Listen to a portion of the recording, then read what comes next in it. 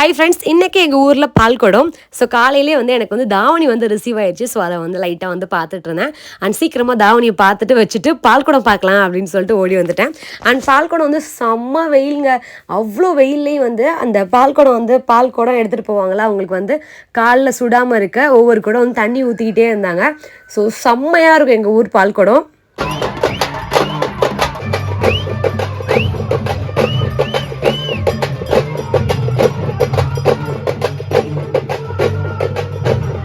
And நிறைய பேர் வந்து திருவிழா எங்கே நடக்குதுன்னு சொல்லுங்கள் அப்படின்னு கேட்டிங்க. இந்த திருவிழா வந்து திருச்சியில் தான் வந்து நடந்துச்சு.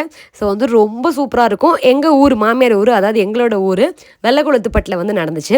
நிறைய பேர் கமெண்ட் பாக்ஸில் நான் நிறைய வாட்டி ஷேர் பண்ணிட்டேன், பட் இருந்தாலும் கேட்டுகிட்டே இருந்தீங்க எங்கே நடந்துச்சு சொல்லிட்டு.